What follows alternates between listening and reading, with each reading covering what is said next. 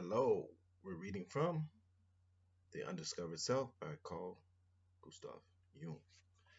And excuse the lighting, there's some side light. Um, I want to do as many of these videos as I can while I can. We're dealing with this chapter, the individual's understanding of himself. And I'm doing something new where I'm going to read, and if you want to get the commentary on it, you're going to have to go to my Patreon page. It is astounding that man, the instigator, inventor, and vehicle of all these developments, the originator of all judgments and decisions, and the planner of the future, must make himself such a quantité négligible.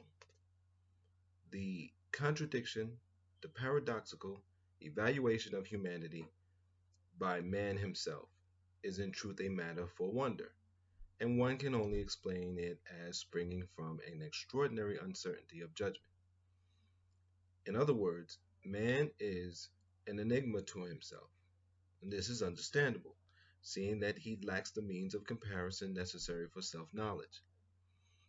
He knows how to distinguish himself from the other animals in point of anatomy and physiology, but as a conscious, reflecting being gifted with speech, he lacks all criteria for self-judgment. He is on this planet a unique phenomenon, which he cannot compare with anything else. The possibility of comparison and hence of self-knowledge could arise only if he could establish relations with quasi-human mammals inhabiting other stars. Until then, man must continue to resemble a hermit who knows that in respect of comparative anatomy, he has affinities with the anthropods, but to judge by appearances is extraordinarily different from his cousins in respect of his psyche. It is just in this most important characteristic of his species that he cannot know himself and therefore remains a mystery to himself. Many people are like this. The differences of degrees within his own species are of little significance compared with the possibilities of self-knowledge which would be occasioned by an encounter with a creature of similar structure but different origin. Our psyche, which is primarily responsible for all of the historical changes wrought by the hand of man on the face of this planet, remains an insoluble puzzle and an incomprehensible wonder, an object of abiding perplexity, a feature it shares with all nature's secret. In regard to the latter, we still have hope of making more discoveries and finding answers to most difficult questions. But in regard to the psyche and psychology, there seems to be a curious hesitancy. Not only is it the youngest of the empirical sciences, but it has great difficulty in getting anywhere near its proper object.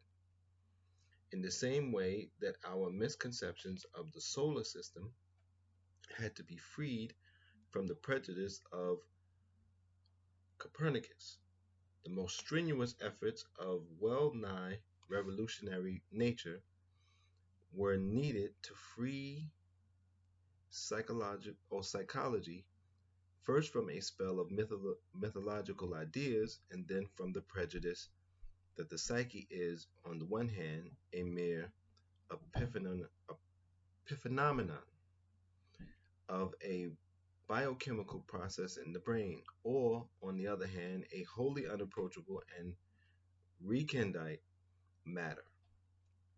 The connection with the brain does not in itself prove that the psyche is an epiphenomenon, a secondary function causally dependent on biochemical process. Nevertheless, we know only too well how much the psychic function can be disturbed by verifiable processes in the brain. And this fact is so impressive that the subsidiary nature of the psyche seems an almost unavoidable inference. The phenomena of parapsychology, however, warn us to be careful, for they point to a relativization of space and time through psychic factors, which cast doubt on our naive an over hasty explanation of the parallels between the psychic and the physical. For the sake of this explanation, people deny the findings of parapsychology outright, either the philosophical reasons or from intellectual laziness. This can hardly be considered a scientifically responsible attitude, even though it is a popular way out of a quite extraordinary intellectual difficulty. To assess the psychic phenomenon, we have to take account of all the other phenomena that come with it, and accordingly, we can no longer practice any psychology that ignores the existence of the unconscious or of parapsychology. The structure, oh, let's stop there. Let's stop there. And we'll continue to go. And if you want to see the commentary to this, you have to go to my Patreon page. Until next time, take care of yourselves and be safe.